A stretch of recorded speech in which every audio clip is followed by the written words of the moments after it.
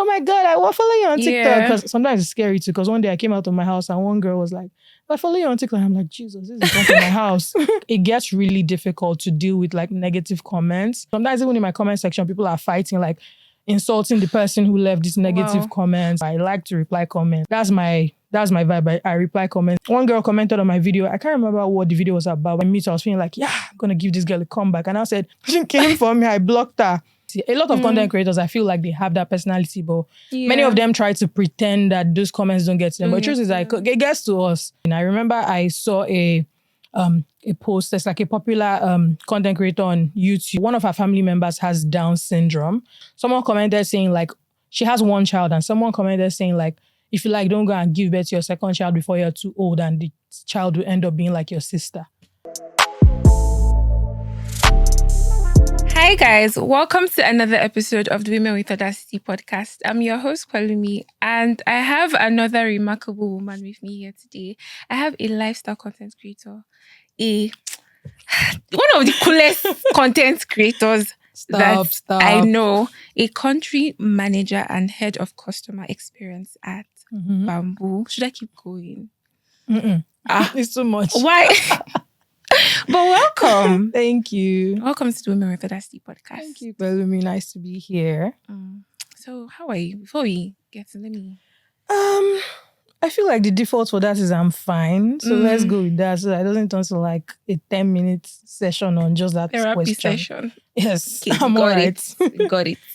But yeah, so you do all these things, and I want to ask a very not weird question, but what did the young Jennifer want to do versus what Jennifer is doing now? That's an interesting question. It depends on what you define as young. Because if you're asking like my primary school young self, I wanted to be a zoologist at some point. I don't know why, because like animals freak me out. I was about to say, do you like animals? No, only my dog. My dog is the only animal I like. Yeah. And then at some point, I wanted to voice cartoons. I don't even think I have the voice for it. I don't know what I was thinking. And then I wanted to be like a TV or a radio presenter. I felt like I would do really well with that. And I feel like that's partly what informed me being a content creator, because like now I'm living my own little TV show. So yeah, I feel like my dream of being a TV presenter, like a radio OAP kind of vibe, is what made me sort of become a content creator, because now I have my own TV show in quotes on my page. So yeah, that's what I wanted to do when I was young. Yeah. So what's your favorite thing about content creation? When did you even start? Like, when did you have that moment that you were like, I want to create content and I'm going to do this? To be honest, I don't think that I ever had a moment where I decided I wanted to be a content creator. Okay. But for content creation, I feel like I've been a content creator for a really long time, because I first started out by blogging. Okay. So I used to write like short stories and like throw shade at people in real life on my blog. People, my friends, when they were annoying me, I'll go and write a post about them on my blog. So you're like Gossip Girl. Wow. When I was in uni. So I had like a blog. I think I started it in 2009 or like 2010 or something. And then when I decided to go natural, like I went natural in like 2013, I believe. So I started a natural hair blog, because then I was like, it was a new thing. And like, there were a couple of bloggers, but there weren't that many. Yeah. So I started my blog, and my blog actually did fairly well. I would get invited to like natural hair events.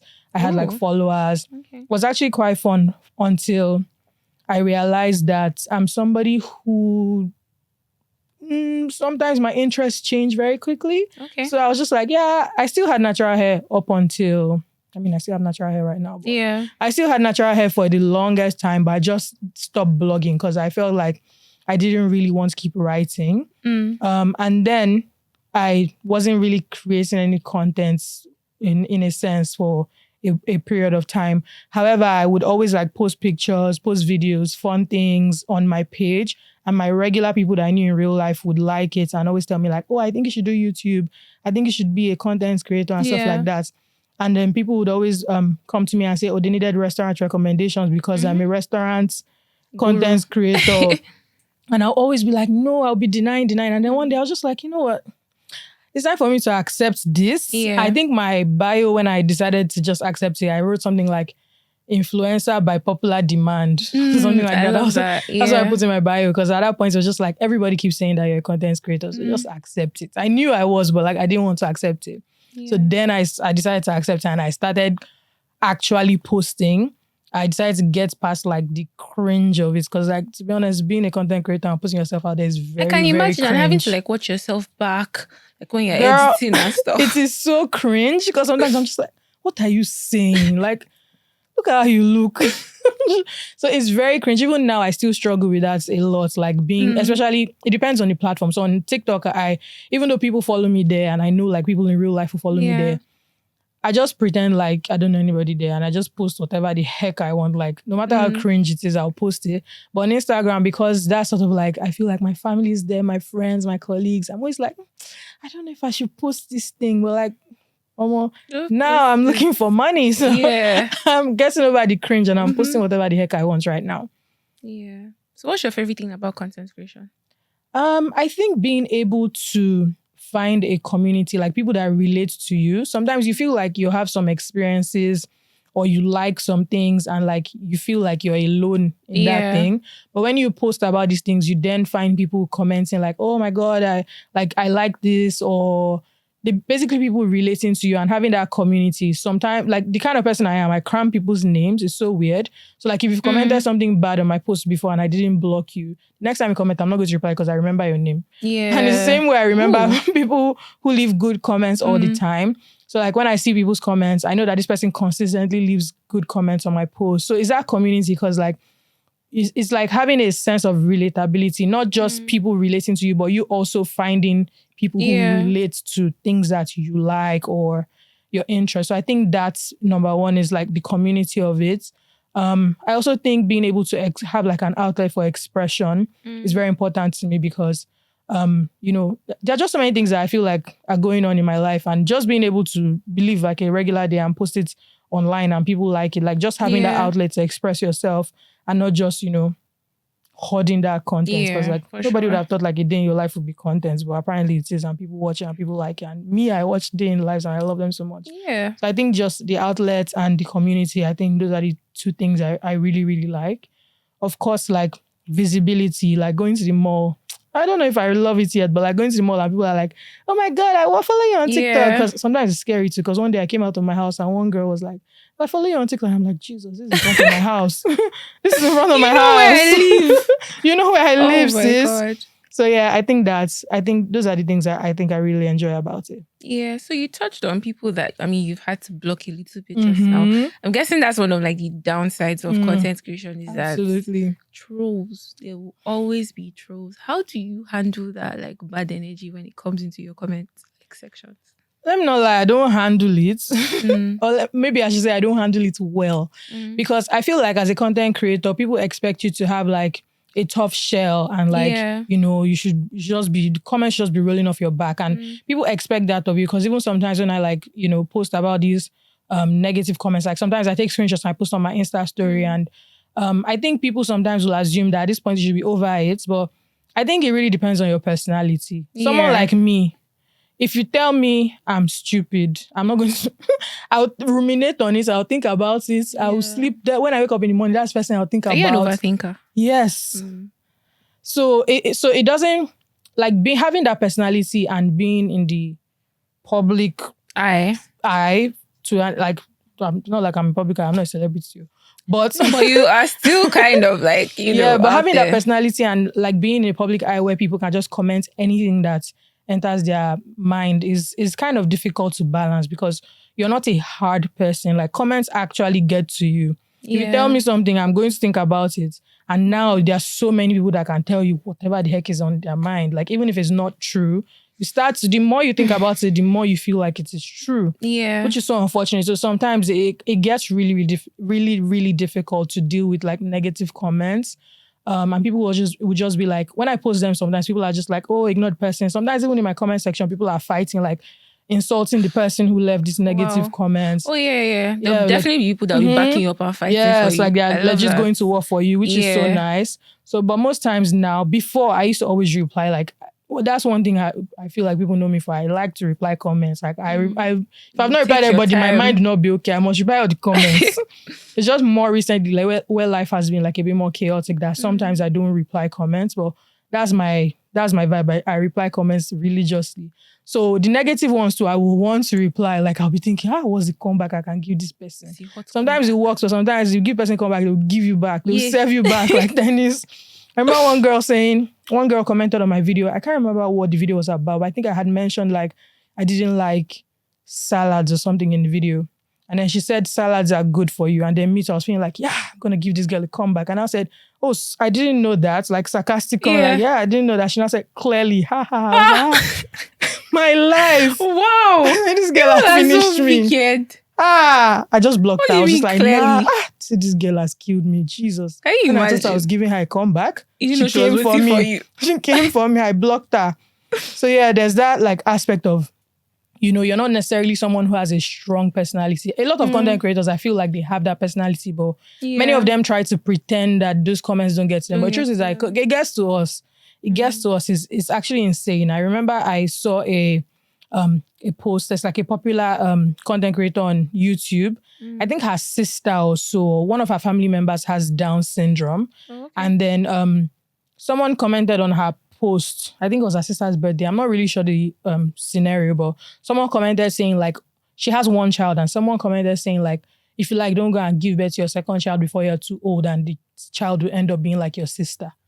Why are people so mean? What kind of, how bitter do you have to be and mean to say something like that? It's insane because like how black does your heart have to be for you to say that kind of thing to a person? I feel like as a content creator, sometimes people don't realize that you're a human being. They just see you as like one figure on the internet that isn't a real person with real emotions, with a real life. They just see like, they're just watching. You feel like it's a TV character that you don't, that is not a real person.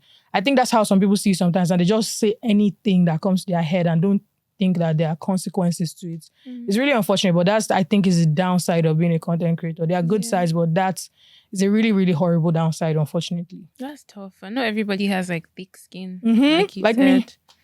Like you go back, somebody like me, I'll just be crying every day. Bro, I think I might have cried like a couple of times actually. When I read some comments, I'm just like, I'll ruminate on it. Like I can think about a comment for like 5 days. So that's not a personality you want to have as a content creator, but there's nothing I can do about my personality. As much as I try, like my friends would say, have thick skin. I'll pretend that I do, but I really don't, unfortunately. But I think as time goes on, I get better.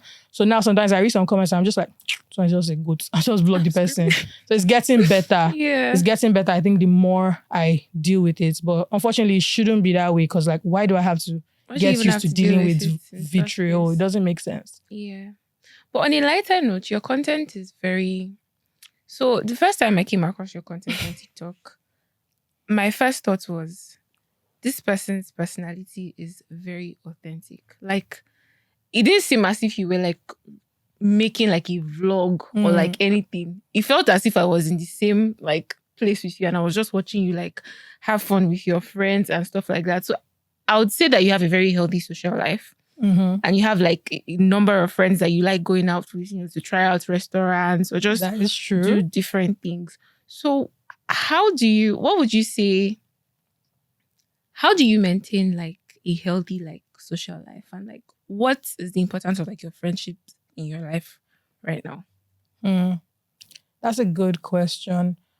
So first question, I'll answer the part of like how important are my friendships. My friendships are really, really important to me.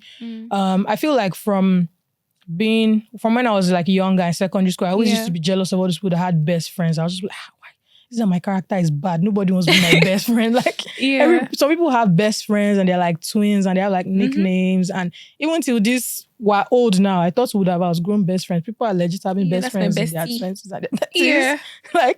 But I think I've gotten to the point where I realized that you don't necessarily have to have a best friend if you have good friends, like friends that actually have your back. You can actually have a bunch of people that are your best friends and you not being their own best friend. Like it doesn't have to be reciprocated as long as in terms of like best friend, as long as the love actually shows, the kindness, the the fact that they are there for you, the dependability and all of that is there. Like, we don't have to label it. I don't have to feel bad if I consider you as a really, really, really close friend of mine, but you also have another friend of yours who you think is close, you're closer to than to me. As long as like I'm being a good friend to you and you're being a good friend to me, like I think like at this point we're too old to be labeling. Like, it's not by force to have best friend as far as you have good friends, in my opinion. And I might be wrong about that. Sorry to people that have best friend. But my friendships, I think, are very important for me because my friends have like literally ridden for me in times where like, you know, I don't know what to do. My friends are there. You need stuff. They show up for you. And I think that's very important to have in life because like life is really, really hard. Life is difficult. Yeah, you need your support system. They didn't tell us when we were born that no, they didn't even tell us in school. They did not tell us that it is hard. So I think that having friends for me is very, very important. And I love that I have different friends that I can go to for different things. Yeah. One person doesn't have to be everything to you, but you can find everything in different people is how I see it. So I have friends that I can go to if I need like a quick loan. I have friends I can go to if it's like man problems, for example, or friends I can go to if it's like work problems.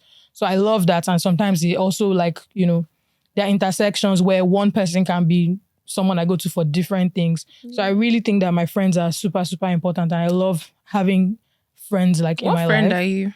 Because you just said you have friends that you go to for like, you know, different things. What friend do you say that you are? Honestly, if you need money, I am my close friend. I'll probably give you. But like, if we're not close, wrong number, I would definitely always tell you that, God, you just missed me now. I just paid all my debts. You should have asked yesterday. I still had money yesterday. But if you're my close friend, I'll definitely give you. And I feel like I have maybe like 8 close friends. Those are the only people I can borrow money. My sisters, I've stopped giving them money because they didn't pay back. Sorry, sis. You just drank them like that. But yeah, so I feel like I'm the friend who, if you want to have fun, call me. If you want like, you know, advice on stuff, call me. Yeah. I may not have the best advice, but we try.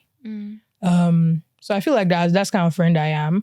I may not be the friend who you text every day or call every day because like me, I don't like texting. I don't really like calling people. But like I try to put effort when it's my friends. Like if you text me, I'll try to reply. But sometimes like texting just gets overwhelming. So, but I do definitely put effort when it's my friends. So I feel like I'm that friend who, if it's like to just call me, if it's like, if you need someone to come and bail you out or something, definitely call me. As long as they're my close friend, though. If you're just an ordinary friend, sorry. Wrong number. Yeah, because I mean, I've heard people say things like that. It's like, don't call me in a crisis. I'm not the person to call. Like if you kill someone and you call me, bruh, I don't know if I'll be able to help you because I'll just start crying. I'll panic. They will arrest 2 of us. Wow. I'll panic. So you put more fear in the person's self. I'll just be like, what will we do now? Hey, I'll be afraid. I think you asked another question, which was how do you maintain like how do I maintain like a balance to like my social life? I think what people don't realize is that like everybody has like different phases of their life that they are in and like different priorities. So if you're in a phase of your life where, for example, you are in school and your schoolwork is very tedious. Yeah. At that point, you can't really prioritize like a social life that is very active. Like you need to go through the phase of life that you are in. And I think I've replied to someone in my comment section this before. The person said something like, oh, you're always going out with your friends. Like, where do you put the money? And I told you, and she said she was looking for money to pay her school fees or something. I normally would just like ignore comments like that because like, I don't know what you want me to say. But I replied her and I was like, life is about seasons. I was in school like 11 years ago. Of course, when I was in school, I was not going out with my friends to go and eat lunch in restaurants. But now I'm not in that phase anymore and I can do it. She now said, oh, thank you so much. But that's the honest truth. So like right now, I've gotten to a phase in my life where like there's some sort of like structure and balance and I am able to prioritize, you know, social life, like going out with my friends, enjoying things I like. I don't have any children. So like, what am I using the money for? I'm not buying Pampers. I might as well carry the money to go and eat one expensive food. Yeah. Chop life. So my priorities are different. Yours may be different because like you might have a lot of responsibilities. You probably have children or you're the one taking care of your parents or you're seeing yourself through school. Yeah. You have to wait till you get to the phase of your life where you can prioritize different things. But right now, I can afford to prioritize enjoyments because that's like, I don't have responsibilities that I cannot still cover, even though, and it's not like I'm prioritizing enjoyment over my responsibilities. Like if I have to pay my house rent, like my house rent to go and eat food. No. So it's about like where the phase of life you're in and like your priorities. I think that's how I'm able to still have a social life, because I prioritize it right now. I love hanging out with my friends. I love going out. I love to create content. I love to like just do stuff. And I also think that that part of my life is very important, because I'm the kind of person who like sometimes I get too much in my head and I overthink things and I just get in like a depressive mood.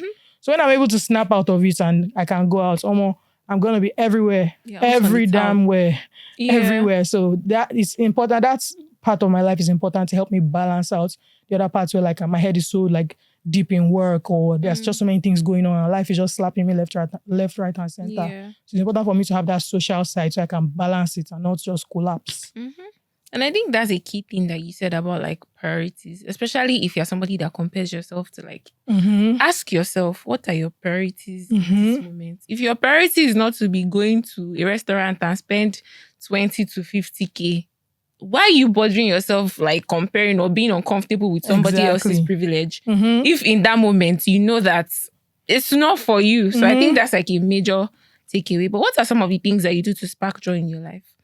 I think definitely hanging out with my friends. That sparks joy for me. Whenever we are able to like, even just the build up to the actual going out, like everybody texting like, oh, where should we go? There are 7 different places and we're trying to pick. And like people are saying, oh, what are you going to wear? People should make sure you do makeup. Well, Jennifer, I know you will not do. Jennifer, don't come late. All those kind of How things. How is your makeup journey going, by the way? Because I remember when you first started. The journey was not that bad, though. It wasn't that bad, but I feel like sometimes I'm just like, should I? So now I'll bring out foundation and start rubbing at this hour. Just like, please let me be going. Anyhow they see me, they'll be fine. They'll actually be fine.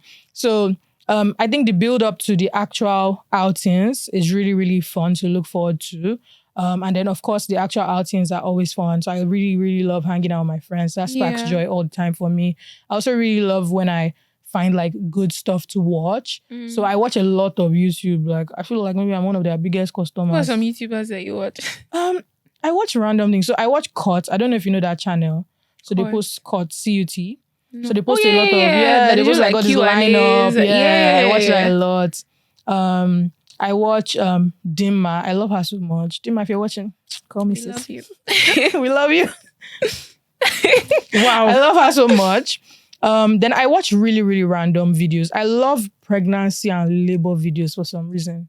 You know, I have a brother that like loves it as well, and I don't get it. Why? My labor and delivery vlog. I'll click so fast. How do you sit like through it? I love watching it. What's in my hospital bag? My labor and delivery vlog. All those ones. 24 hours after delivery vlog. I love watching them. That's your guilty pleasure? That's my guilty pleasure. I enjoy them. I enjoy them a lot.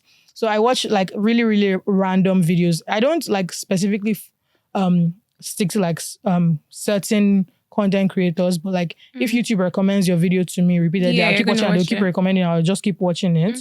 And eventually at some point I'll subscribe. But I love watching like game show kind of videos, or those, that's why I mentioned Cuts, because I watch their videos a lot.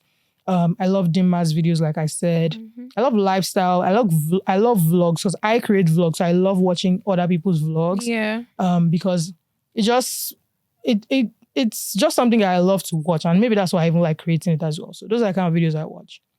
So that's another thing I do to spark joy, is watch stuff. I love to watch stuff. Would you say fashion is a part of it? Because I know that you do like, you know, your OOTDs and all of that, and you have a lot of like nice pieces, and I'm seeing people like, oh, where did you get this? Where did you get that? So would you say that fashion is something that like that's something that I've not yet accepted? Because I don't know. I just, whenever people say, oh my God, at this point you should just add fashion to your bio. I think it's in my bio on Instagram, but it's not there on TikTok, because I don't consider myself a fashion content creator, even though I actually do post fashion content. Like I post outfit of the day, I post get ready with me, I post my outfits.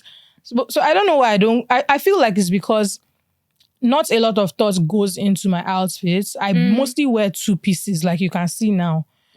I mostly wear 2-piece outfits, and that's not something that you have to put too much thought into. You don't have to be fashionable. You can just go to the store and pick up a 2-piece outfit. So I think that's why I haven't gotten the audacity to call myself a fashion creator, because I don't know that I'm a fashion creator. But maybe when I start putting more effort into like mixing and matching stuff, you know, like those kind of, when I start doing that kind of thing, then I'll now add fashion to my repertoire. At this point, I feel like a brand that is big on 2 pieces even needs to collaborate. Yeah. Because especially one. Z and C. That's all I'm going to say. Them. Z and C. I'm not going to call their full name. But they need to give you that deal. People should call me. They need to run the check. Sharp. Bruh, because I've really spent money in your shop.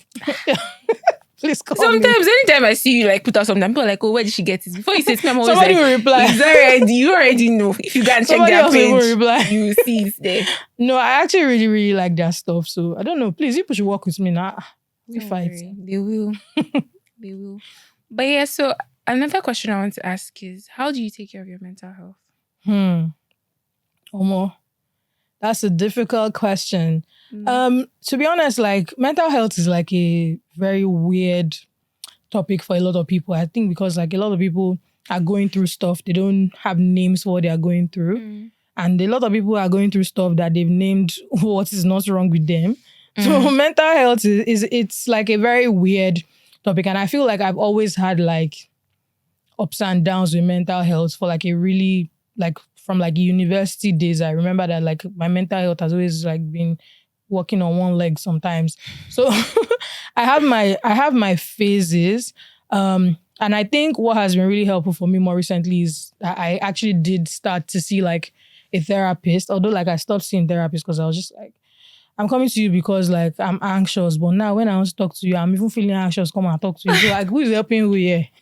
Your session, when I start thinking about, I'm going to do therapy, I'm going to talk to the person and they'll be asking me, how was this week? I'll just be like, this is really making me anxious. I just stopped going. But like now, I think I'm going to try and go back to therapy. And I also found like sometimes the practices that the person was suggesting to me, I don't know if it's the person or if it's just a me problem, but like for example with like anxiety, they'll tell you to breathe, but like sometimes you get so anxious that you cannot even breathe. So like how are you telling me to do breathing exercises when I cannot even breathe?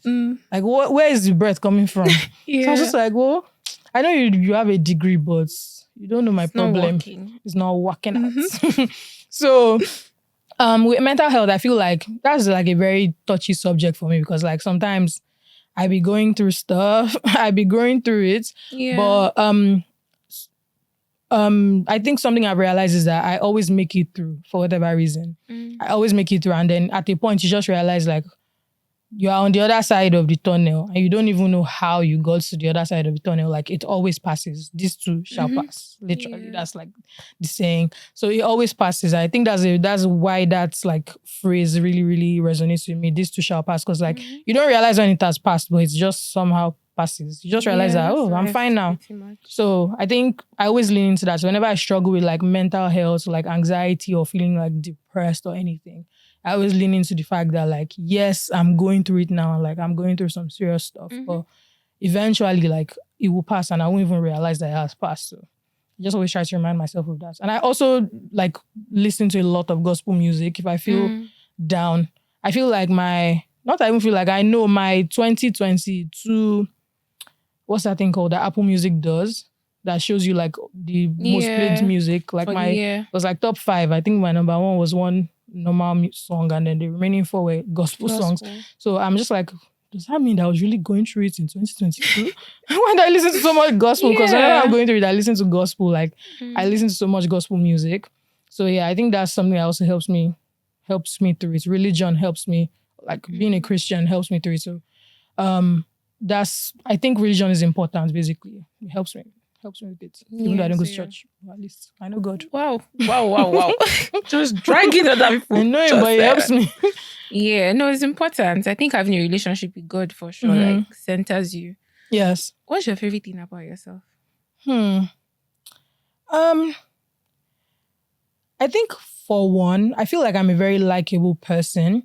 And people used to tell me a lot, but I never really accepted. I don't know why people keep telling me things I don't want to accept. Or why are you not accepting Why them? am I not accepting? That's the issue. I feel like I'm a likable person, and for a long time I didn't want to accept it, but I've come to realize that it's the truth. And I feel like it really helps me as a content creator as well, because in real life, I have a likable personality. Like, people are easily drawn to me. Yeah. So that also helps me as a content creator, because it also translates in my videos. And I feel like, I don't know if it's a personality thing. I don't really know what it is. Maybe it's my personality. I have like an outgoing personality. I'm like a proper extrovert. I love to talk to people. Yeah. I like, whenever I'm in a new place, I'm not afraid to ask people questions. Even though like my heart will be beating, I'm always that outspoken person that people are always like tapping me like, don't ask any more questions again in the class. I'm that person. So I feel like that's something I really like about myself, is I'm not afraid to like say things. I'm a likable person. That I think that's like one thing I really, really like about myself. Yeah. So I'd say, can I be comfortable enough to say that you're very close to your sisters? Not really, to be honest. I feel like our relationship has gotten better now. But I feel like Nigerian households don't really foster siblings being close for some reason. It's just, I don't know, it's a weird dynamic. Maybe now, new generation parents, but I feel like in the older days, I don't think our parents really fostered you and your siblings being close. It was usually, you competing against your siblings for stuff. Yeah. Or just, they never really made that environment for you to be close to your siblings, in my opinion. I don't know about other people's households, but maybe I'm speaking only for myself now even. Yeah. But I think that's what it was. And also the fact that like, you're in boarding school, your siblings are at home, or in a different boarding school. So there's that disconnect. Yeah, there's that disconnect as well. Because like for 6 years, I was in a different boarding school from my sister. And then we went to the same university, but I had already been there for like 2 or 3 years before she came. So it's just, there's a lot of disconnect, unfortunately. But I think our relationship has gotten a lot better now. We talk a lot more and all of that. And I feel like we're a lot closer now. So yeah, it's like a growing relationship. Yeah, because I was going to say, you spoke about like the importance of like friendships that you have in your life. So I was going to ask that relationship with like your sisters, is there anything that it does? Is there any like importance that it really like holds for you in the general scheme of things? Yeah, I think my relationship with my sisters, yes, definitely holds a lot of importance for me, because as much as you have friends, they haven't really shared the same experiences with you, like in terms of like your background, your family. They don't really know what it was like growing up in your house, or what it's like having the parents that you have, or having the background that you have. They haven't faced the same experiences as you have to a large extent. So having that relationship with your siblings or your sisters is very important, because they can relate on a deeper level. Like if my mother says something and I tell my friends, they may be giving me an answer from their own background, like how they will deal with their own mother, for example. Like they don't understand it the way my sister understand it when I text her and say, mommy, this, that. My sister will understand because we have the same mother, or she will understand like something I'm saying because we live the same life almost. We live in the same house. We grew up the same way. So that relationship with your siblings is also very, very important. And I'm really happy that I'm able to now get to the point where I'm cultivating it a lot more and getting closer to my sisters. So, yeah. Yeah. So are there any women in your life, or any women in general, like from content that you watch, that like inspire you? Ooh, I said, Dimma. Wow, you are Dimma's number one fan. I love her so much, you guys. I don't know how to explain. I don't think she knows. Have you ever like met her? Or like been in the same? No, actually, I have never met her. I've never been in the same space with her, actually. But I really, really love her in terms of like content creation. Yeah. I think I love her journey with like content creation, because I followed her for a really long time when she was that Igbo chick and she's doing makeup. So I love like watching her evolution. I think that's why I like her a lot. I think for content creation, I think I also look up to, unconsciously or consciously, people like CCME as well, because like, bro, her grit is, she goes hard. Yeah. She goes hard. Like she puts in the work. It's insane. Like she puts in the work. So yeah, CCME definitely. Who else? I think those two, they are like the OG people that I was looking up to from when I wasn't even creating video content. I was still writing on a blog. And I used to read their blogs because they had blogs there and I used to read their blogs. So those two, I think, they put in the work. CCME devs, she puts in the work. It's crazy. Her work ethic is insane. And the quality of her content is like she just, and now she's on TikTok because I follow her on TikTok and I'm just like, how is she coping? Because like she's posting and she's also posting on Twitter, she's posting on Threads, she's posting on TikTok, Instagram, YouTube Shorts, YouTube. I'm just like, this woman, and she has, how many children? I think she has 3 children. Yeah, 3. I'm just like, how is she doing this? Because like me, I don't have any one child. I'm just struggling to edit. So yeah, I really, really love her grit. There are a lot of content creators I follow. I can't even really mention names. I follow a lot of content creators and they're just so amazing. Like I look up to a lot of them, even people that have similar following to me or even less following. Like I see their determination and it's just so inspiring. And I'm just like, these people are leaving me behind. Do see me. Somebody will be posting video every day. I'm just there like, no post a video for like 5 days.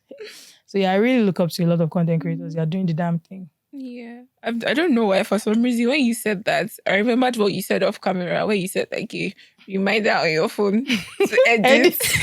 And the sound just came in my head. Every 7 p.m. edits. That's actually I'll still snooze it, chat, but as long as you're getting the content out there, the people are happy. It's fine. So now let me ask you this final question. Have you had that audacity moment in your life where you wanted to do something and you were just like, you know what, F everything else, I'm doing it? I feel like I'm the kind of person that, because I think things through a lot, like I overthink things, even though I'm impulsive, like it's just a weird combination because I'm impulsive, but I'm also an overthinker. Yeah. So because I think things through, I'm not the kind of person who would just like jump like bam and just do something like with no thoughts towards like the audaciousness of the decision. Like I'll just like jump into it. I'm not that person, but like there's like thoughts that goes into it before I decide to do audacious things.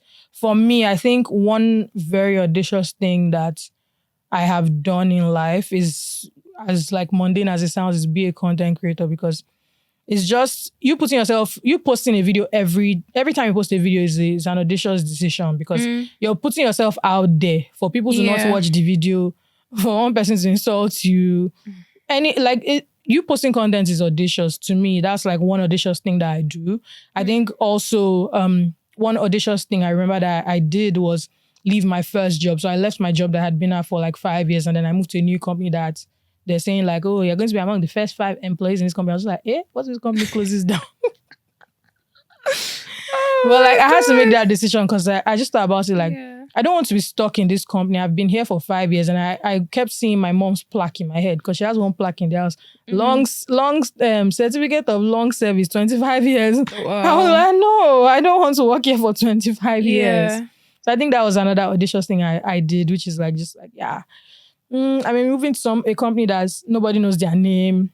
Nobody knows who they are. They might close down tomorrow for all I know, but I'm going to leave this job of 5 years behind and go and try something new. And if it doesn't work, like I'll try something else. So yeah, I think that's another audacious thing. Yeah. So if you were to give like a young woman advice, or a teenager that like watches your TikTok and it's like, oh, I want to create content that's authentic and fun, and I also want to have like a proper 9 to 5, what advice would you give that person? And this advice I'm giving now, I feel like I also need to listen to it, because like it's the truth of the matter is that having a 9 to 5 and being a content creator is very difficult. It's really, really difficult, especially if you have other priorities. So imagine if you had a 9 to 5, you had a family you were taking care of, you had a side business, and then you were a content creator. Like it's really difficult. So I think my advice would be, don't feel bad when you cannot prioritize content creation, as long as like the other things that you're prioritizing are actually important. So even if what you're prioritizing at each point in time is rest, that's also fine. Like rest is important. So if you need to take out time to rest and you're not posting content, do that. That would be my advice. Like you don't have to kill yourself. You don't have to unalive yourself to be a content creator. If it's difficult, like rest, like the content is not going anywhere. Like people are still going to watch it whenever you post it. So, and don't put too much stress on yourself as well. Like if you get 2 views, that's fine. If you get 10 views the next time, that's also fine. Like if nobody comments, that's fine. So just don't take away that pressure, because the pressure, I think, is the worst thing. Like the worst thing is being a content creator and balancing other parts of your life is the pressure. So when you see other people posting so consistently, you have to think about your own circumstances as well. They may not have a 9 to 5, or they may not have a demanding job where like they are not able to post as often. So like take away that pressure from yourself, calm down, prioritize the things that need to be prioritized at each point in time. If content is what should be prioritized now, prioritize it. If it's rest, prioritize it. If it's your 9 to 5, prioritize it, because that's where your money is coming from, sis. But yeah, always like, take that pressure off yourself. Yeah. That was amazing. I hope you guys are here though. All you aspiring content creators, including myself. But yeah, so we've gotten to my favorite segment of Women with Audacity podcast. Okay. Where you get to write a cheeky little message for the next guest. And somebody has written one for you. So I'm just going to give it to you to read out. Okay. Should I go ahead? Yes, please. Hey sis, keep pushing, but embrace where you are at now. I love that. That makes sense. I feel like this message is for me. Because I even though like, sometimes it's unintentional, but sometimes you're looking to the next thing. You're just like, you're not appreciating where you are at sometimes. And I feel like that's me. Sometimes I'm not appreciating that there are actually 24K people that took out the time out of their lives following me. Somebody will go to 50K. Am I going to 70K? Like, so yeah, it's important for me to embrace where I'm at now and actually, revel in the moments, like live in the moment. So yeah, this is a really, really good message. That's and nice. Definitely keep pushing. Yeah, and it captures the advice that you even gave before you read. It's like everything is aligned. Yes, love this. I'm here for it. But yeah, so now you get to write one for the next guest. Okay.